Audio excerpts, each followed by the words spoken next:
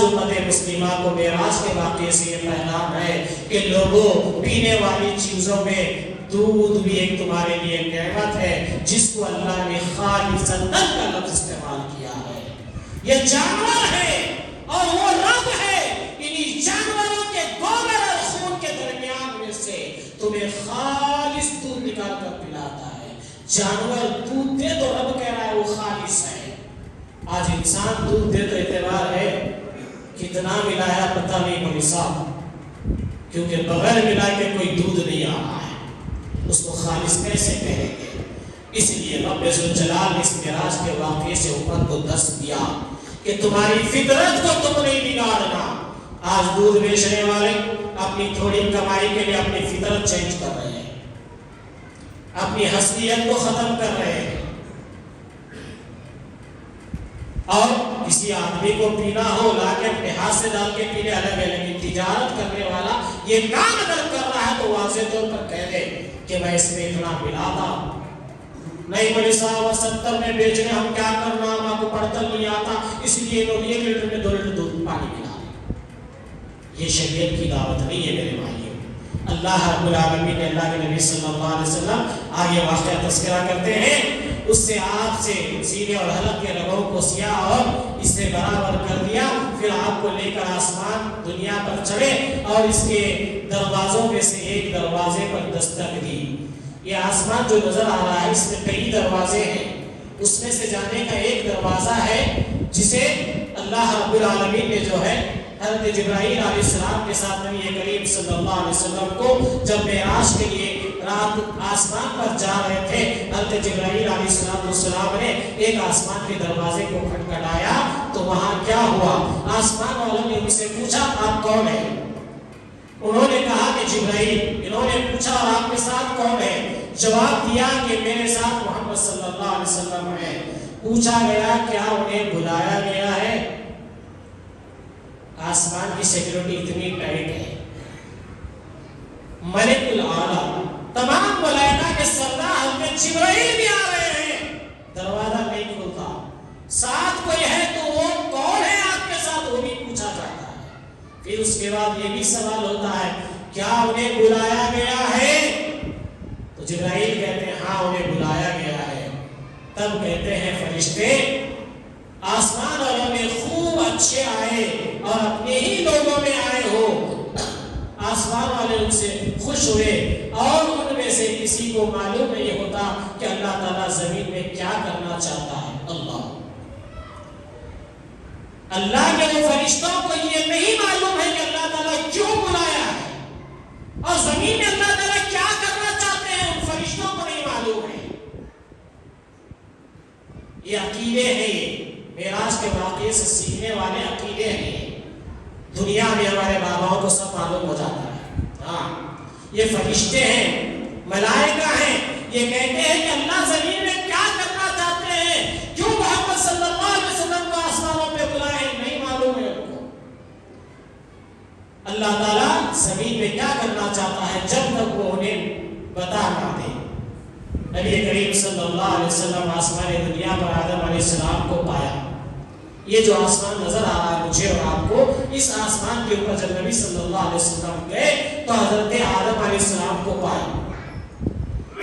جبرائیل علیہ السلام نے آپ سے کہا کہ یہ آپ کے بزرگ ترین دادا آدم ہیں، آپ انہیں سلام کیجئے.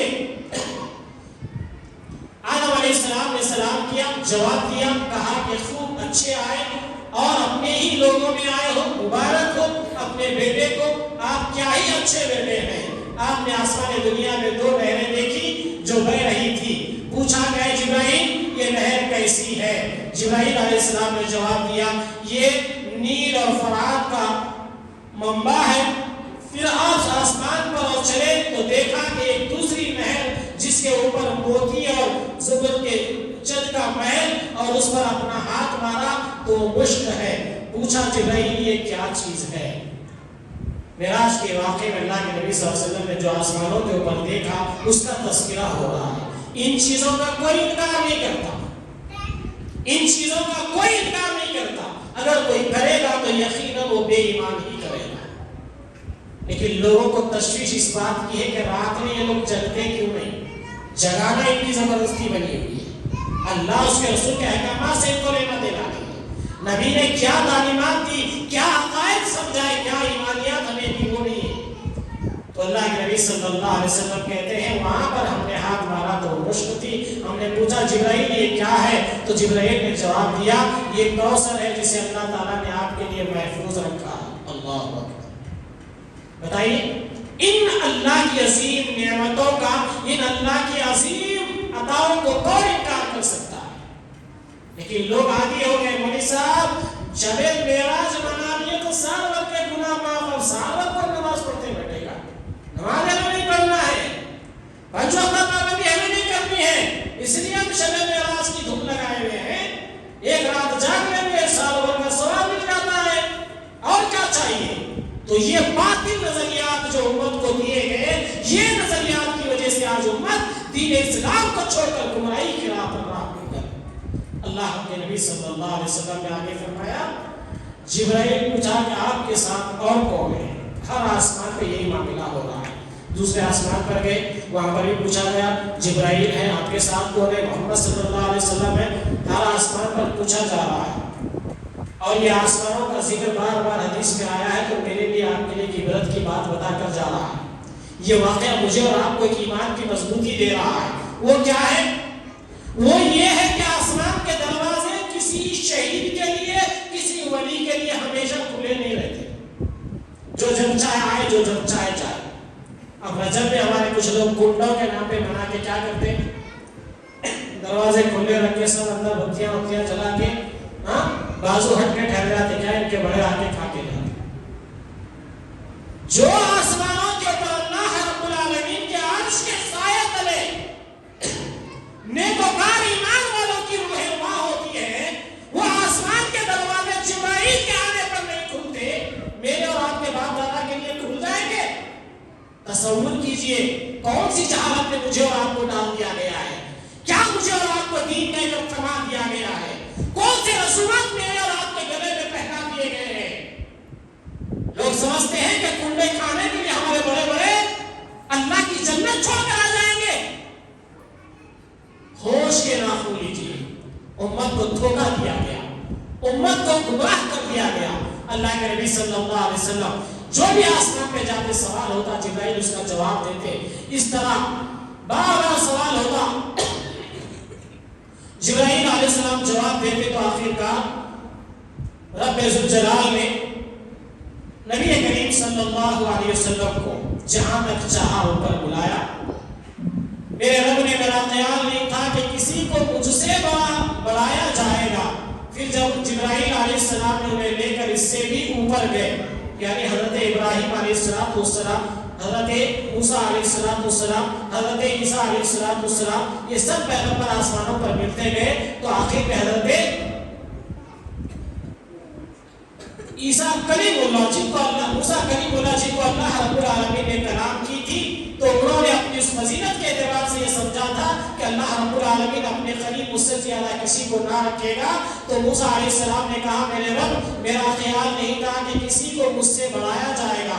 پھر جبرائیل علیہ السلام نے انہیں لے کر حضرت موسیٰ علیہ السلام سے اوپر ساتویں آسمان کی طرف لے چلے، اور کسی کو نہیں، یہاں تک کہ آپ کو سدرۃ المنتہا پر لے کر آئے، اور رب ذوالجلال میں اتنا قریب ہوئے جیسے کمان کی دونوں کنارے۔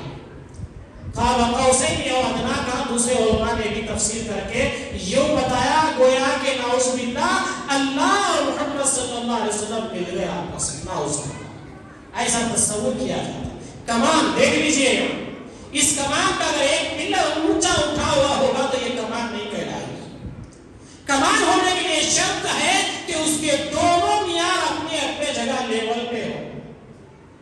ایک میستری ڈور دروازہ چوکٹ جب بٹھاتا ہے تو وہ لیول میں سے دیکھتا ہے کہیں کدھر کی ایک طرف چوکٹ اٹھ نہ جائے، کیوں؟ اگر اٹھ گئی تو دروازہ بھی کراس لگے گا، دروازے کی بھی کٹنگ کراس کرنی پڑے گی، کراس ہوگی تو نہیں۔ تو رب بتا رہا ہے کہ ہم نے جو بلایا قاب قوسین او ادنیٰ، یہاں تک کہ دو کمانوں کی کناروں سے مراد کمان جو ہوتی ہے اس طرح، یعنی اللہ رب العالمین جہاں بلانا چاہا وہاں پر بلایا۔ تو بعض لوگوں نے اسی کا حوالہ بچا کر کہا مدینے میں اتر پڑے مصطفیٰ ہو کر، ہے نا؟ باتیں لمبی ہیں، کہنے کا وقت نہیں ہے، وقت کی طرف مجھے ابھی سے اشارہ کیا جا رہا ہے۔ یہ امت کی سب سے بڑی گمراہی کی طرف لے جانے والے یہ ایام ہے جہاں لوگوں کو ان کے عقائد کے ساتھ کھیلا جاتا ہے، ان کے ایمان کے ساتھ کھیلا جاتا ہے، لیکن یہ باتیں واضح ہونا بھی ضروری ہے۔ اللہ کے نبی صلی اللہ علیہ وسلم کہتے ہیں کہ مجھے اللہ رب العالمین نے جہاں تک چاہا بلایا، تو اس سے بھی قریب پھر اللہ اس کے دوسری باتوں کے ساتھ آپ کی امت پر دن اور رات میں 50 نمازیں فرض کی، پھر وہ نمازیں لے کر واپس لوٹنے لگے، موسیٰ علیہ السلام سے ملے، پھر انہوں نے ان کو مشورہ دیا کہ آپ کی امت یہ نہیں کر سکتی کیونکہ قرآن میں پہلے سے ہے صبح اور شام پڑھو، بولے تو وہ بھی نہیں پڑھتے تھے لوگ، دوپہر میں پڑھو تو وہ بھی نہیں پڑھتے تھے، مغرب سے پہلے اور فجر سے پہلے پڑھو تو وہ بھی نہیں کرتے تھے، لہٰذا آپ اپنی امت کے لیے 50 نمازیں تحفے میں لائے ہیں، انہیں کم کرائیے، یہاں تک کہ اللہ کے نبی صلی اللہ علیہ وسلم آتے رہے جاتے رہے۔ کیوں؟ یہ باتیں سب آپ کو سننے کو ملتی ہے، لیکن جو عقیدے کی مدعے کی بات ہے میں وہاں پر جا رہا ہوں، حدیث طویل ہے، اس کو چھوڑ کر آگے بڑھ رہا ہوں کہ اللہ کے نبی صلی اللہ علیہ وسلم کو اللہ رب العالمین نے آخر میں 5 کہا اور ایک نیکی کا بدلہ 10 گنا کہا، گویا 5 کو آپ جب ملٹیپلائی کریں گے تو 50 ہو جائیں گے 10 کے اعتبار سے۔ تو اللہ رب العالمین نے کہا ہے نبی آپ کے امتی 5 وقت پڑھیں گے اور ہم ان کو 50 کا ثواب دیں گے، یہ بات طے ہو گئی۔ نظر اور کان ہر اعتبار سے کمزور ہے، تو اللہ کے نبی صلی اللہ علیہ وسلم کو حضرت موسیٰ کہتے ہیں کہ نظر کے اعتبار سے، بدن کے اعتبار سے، طاقت کے اعتبار سے میری امت سے آپ کی امت کمزور ہے، لہذا یہ 5 وقت بھی نہیں پڑھ سکتی، تو آپ لہذا جا کر اللہ رب العالمین سے درخواست کیجئے کہ اور کم کریں۔ تو اللہ کے نبی صلی اللہ علیہ وسلم نے اس پر جب وہ آپ کو 5 مرتبہ بھی لے گئے اور عرض کیا اے میرے رب، میری امت جسم اور دل اور نگاہ اور بدن ہر حیثیت سے کمزور ہے، بس ہم سے اور کم کر دے، اللہ تعالیٰ اس پر فرمایا وہ قول میرے یہاں بدل نہیں جاتا، لا تبدیل لکلمات اللہ، اللہ کے پاس جو لکھا ہوا ہے عقیدے کی بات وہ کبھی بدل نہیں سکتی، حکم کی جو بات ہے وہ کبھی بدل نہیں سکتی۔ اللہ نے کہا ہے نبی جو بات ہمارے پاس اوپر کتاب میں لکھی ہوئی ہے وہ بات نہیں بدلنے والی ہے، آپ کا امت یہ ہم نے 50 کہا تھا لیکن آپ نے کم کروایا، ہم نے کر دیا، لیکن ہماری کتاب سے 10 گنا ثواب دینا بھی لکھا ہے، اسی لیے آپ کا امت 5 پڑھے گا ہم 50 کا ثواب دیں گے۔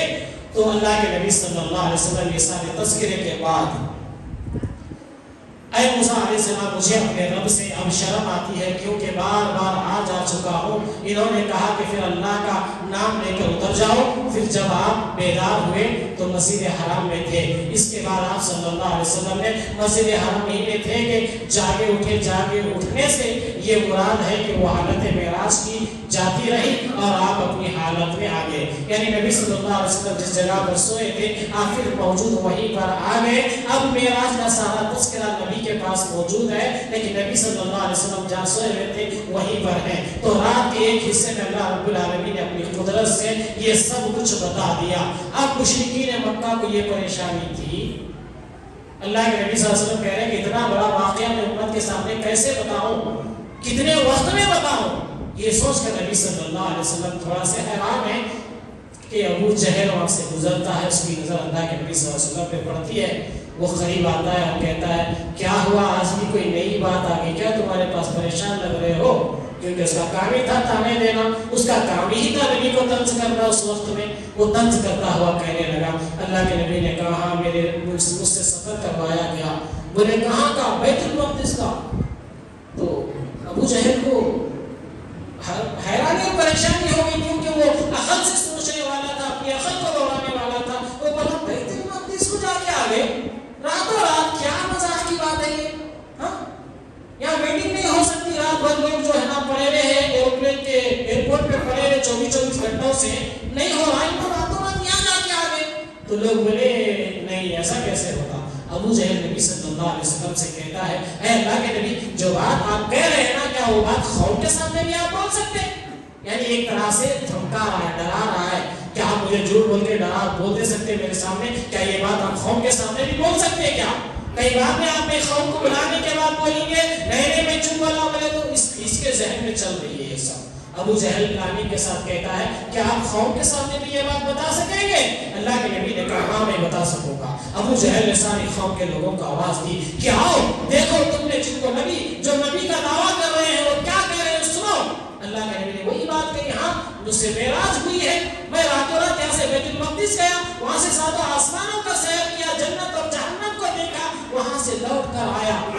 کچھ لوگ پریشانی کے مارے اپنے ہاتھ سروں پہ رکھ لیے، کچھ لوگ ہنسنے لگے، کچھ لوگ بولے یہ کیسے ممکن ہے؟ کیوں؟ اب یہ سب لوگوں کے درمیان چل رہا تھا۔ ابو جہل کے دماغ میں اور بات سوچی، اس نے کہا ان کے قریبی لوگوں کو بھی جا کے گھیرے گے۔ ابو بکر صدیق رضی اللہ عنہ کے پاس گیا اور جا کر کہنے لگا ابو بکر تم جن کے اوپر ایمان لائے ہو نا وہ کیا کہہ رہے ہیں پتا ہے تمہیں؟ ہاں بتاؤ کیا ہے؟ کہنے لگے کیا کوئی آدمی ملک شام کو، تم بھی تاجر آدمی ہو، تجارت کے لیے جاتے آتے ہو، کتنا وقت لگتا ہے؟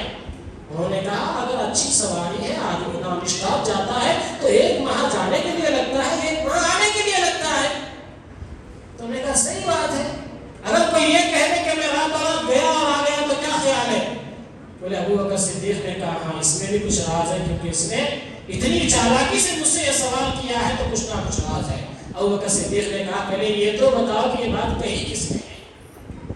ابو بکر صدیق رضی اللہ عنہ ابو جہل کے چہرے کو تک ہی رہے تھے کہ ابو جہل مسکراتے مذاق اڑاتے کہنے لگا وہ نبی جن پر تم ایمان لائے ہو کہہ رہے ہیں کہ راتوں رات جا کر آئے۔ ابو بکر نے کہا اللہ کی قسم اگر وہ کہہ رہے ہیں تو سچ ہے۔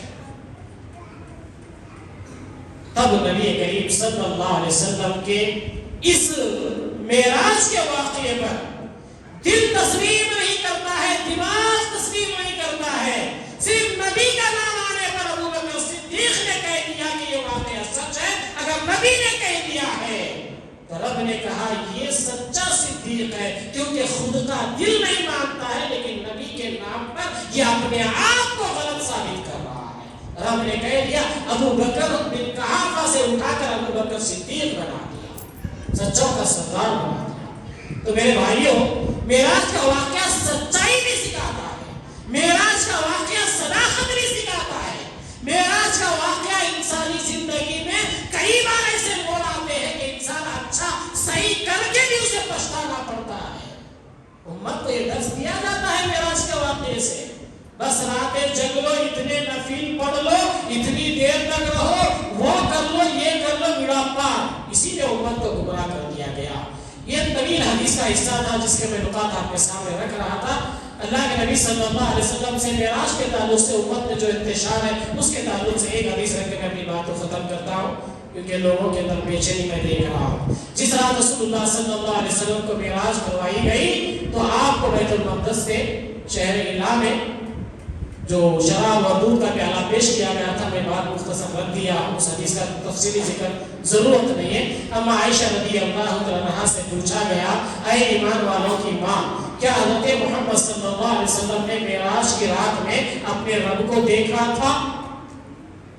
حضرت عائشہ رضی اللہ عنہا جو امت کی ماں ہے ان سے اسی دور میں سوال ہوا کیا معراج کی رات میں اللہ کے نبی صلی اللہ علیہ وسلم نے اللہ رب العالمین کو دیکھا تھا؟ تو اماں کا جواب کیا ہے سنیے۔ حضرت عائشہ رضی اللہ عنہ نے کہا تم نے ایسی بات کہی ہے کہ میرے رونگٹے کھڑے ہو گئے، کیا تم ان 3 باتوں سے بھی ناواقف ہو؟ جو شخص بھی تم میں سے یہ 3 باتیں بیان کرے وہ جھوٹا ہے۔ جو شخص یہ کہتا ہے کہ حضرت محمد صلی اللہ علیہ وسلم نے شب معراج میں اپنے رب کو دیکھا تھا تو وہ جھوٹا ہے، نمبر 1 وہ جھوٹا ہے۔ پھر انہوں نے آیت لا تدرک الابصار پڑھا اور کہا، جب تک پڑھ کے آپ نے تلاوت کر کے کہا کہ کسی انسان کے لیے ممکن نہیں ہے کہ وہ اللہ تعالیٰ سے بات کرے الا یہ کہ اللہ وحی کے ذریعے سے کسی پیغمبر سے بات کرے۔ کوئی اللہ کو دیکھ نہیں سکتا، کوئی اللہ سے ڈائریکٹ بات نہیں کر سکتا جس سے اللہ وحی کے ذریعے کرے۔ وحی کے لیے پیغمبر کا ہونا ضروری ہے اور وہ حضرت موسیٰ کلیم اللہ سے ہو چکا، اور انسان کے لیے ممکن نہیں ہے کہ اللہ تعالیٰ سے بات کرے سوائے اس کے کہ وحی کے ذریعے سے ہو یا پھر پڑھنے کے پیچھے سے ہو۔ ہو، اور جو شخص تم سے کہے کہ نبی صلی اللہ علیہ وسلم آنے والے کل کی بات جانتے تھے تو وہ بھی جھوٹا ہے۔ کل کیا ہوگا وہ اگر نبی جانتے تھے کسی کا یہ عقیدہ ہے تو وہ بھی جھوٹا ہے۔ یہ کوئی آج کے دور کے مفتی صاحب کا فتویٰ نہیں ہے، یہ کوئی اہل حدیثوں کا، کوئی مسلک والوں کا فتویٰ نہیں ہے، یہ امت کی ماں، نبی کی بیوی، صدیق اکبر کی لخت جگر کا فتویٰ ہے کہ روئے زمین پر قیامت کی صبح تک لوگوں یہ تین باتوں میں کسی نے کہا کہ محمد صلی اللہ علیہ وسلم نے اللہ کو دیکھا تو وہ جھوٹا ہے، وہ جھوٹا ہے۔ اللہ نے خود قرآن مجید کی آیت کریمہ میں کہہ دیا ہم اپنی قدرت کی کچھ نشانیاں بتانے کے لیے بیت اللہ سے بیت المقدس لے جا رہے ہیں اپنے بندے کو راتوں رات۔ تو قصہ ختم ہے۔ تو آیات کریمہ کا حوالہ دے کر امت کی ماں نے یہی سمجھایا کہ لوگوں عقیدے کے اندر خرابی نہیں آنا، یہاں محفلوں میں بلا دیا جا رہا، سرکار آ رہی، محفل سج رہی ہے، اتنے ہم ادب والے ہو گئے ہیں سرکار کو ہماری ہر محفل میں بلا رہے ہیں، ہمارے نیتاؤں کو بلایا تھا۔ انبیاء کے دربار میں جایا جاتا ہے، ان کو بلایا نہیں جاتا۔ یہ فقیر امت ہے علم سے جو انبیاء کی شان میں اس طرح کی گستاخی کر کے کہتی ہے کہ ہم لوگ نبی کی آمد کے سلسلے میں ہم تیار ہیں، نبی ہمارے جلوسوں میں آمد کرتے ہیں، نبی ہماری محفلوں میں حاضری دیتے ہیں۔ یہ باطل عقیدہ ہے، یہ گمراہی کا عقیدہ ہے۔ یہود و نصارہ کے عقیدے یہی تھے۔ اللہ کے نبی صلی اللہ علیہ وسلم کے صحابی حضرت عبداللہ رضی اللہ عنہ، حضرت انس رضی اللہ عنہ اس کے راوی ہیں، وہ کہتے ہیں میں نے معراج کی رات کچھ آدمی دیکھے جن کی باچیں، یہ منہ، یہ جبڑے، آدمی دیکھے جن کی باچیں آگ کی خیچیوں سے کاٹی جا رہی تھی۔ ہمارے پاس لوہے کی پیتل کے ملیں گے خیچیاں، لیکن وہاں حضرت محمد رسول اللہ صلی اللہ علیہ وسلم نے معراج میں دیکھا کچھ لوگوں کے جبڑے آگ کی خیچیوں سے کاٹے جا رہے تھے۔ اللہ کے نبی صلی اللہ علیہ وسلم نے پوچھا اے جبرائیل یہ کون لوگ ہیں؟ جبرائیل علیہ السلام نے کہا آپ کے امت کے وہ خطیب لوگ ہیں جو لوگوں کو نیکی کا حکم دیتے لیکن خود کو بھول جاتے تھے، حالانکہ یہ کتاب اللہ پڑھتے تھے، کیا یہ عقل نہیں رکھتے؟ میں اپنے آپ کو یہ نہیں چھوڑ رہا ہوں، میں اپنے آپ کو دور رکھ کر پارسا بتا کر نہیں بلا رہا ہوں۔ معراج اس بات کا درس دیتا ہے، اس منبر پر کھڑے ہو کر اگر کسی نے بغاوت والی بات یا پھر نبی کے طریقے کو ڈنگ ڈانگ کہا، یہ میرا ایمان ہے۔ نبی کے طریقے کو کسی نے ڈنگ ڈانگ کہا، ڈنگ ڈانگ کی نماز کہا، تو یاد رکھے قیامت کے دن اللہ کے نبی نے کہا وہ آگ کی خیشیوں سے اس کے چمڑے کاٹے جائیں گے، اور وہ کون ہوگا؟ نبی کی امت کا خطیب ہوگا۔ اللہ رب العالمین سے دعا ہے اللہ رب العالمین مجھے اور آپ کو اس معراج کی بے شمار رحمتوں اور برکتوں اور بڑی عقیدے والی باتوں سے اللہ تعالیٰ مجھے اور آپ کو عبرت لینے اور اپنے ایمان کو مضبوط کرنے کی توفیق عطا فرمائے، اور جہاں کہیں لفظ کوتاہی اللہ تعالیٰ امت سے عقیدے اور معاملات کے اندر لا علمی کی وجہ سے ہو رہی ہے، بارے اپنی رحمت سے معاف فرما دے۔ اے اللہ ہمارے دلوں کو تیرے نبی کے دین سے جوڑ دے۔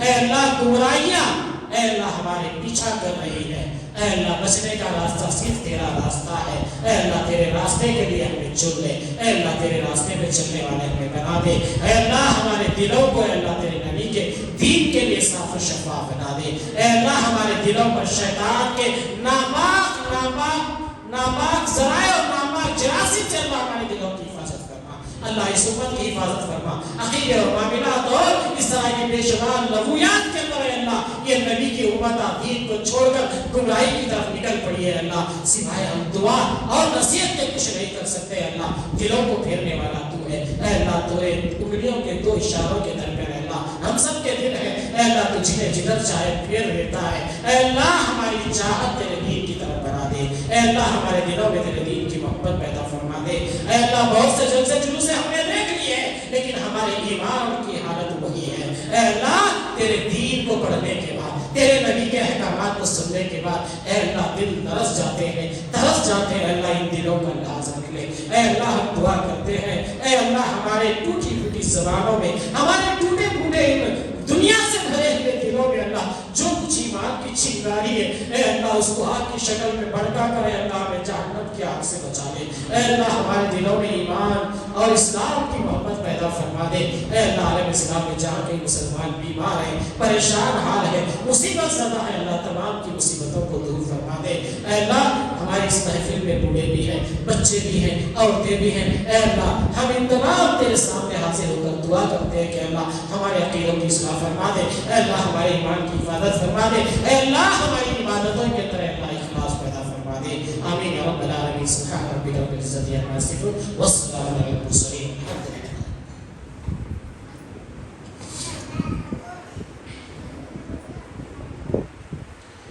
إن الحمد لله نحمده ونستعينه ونستغفره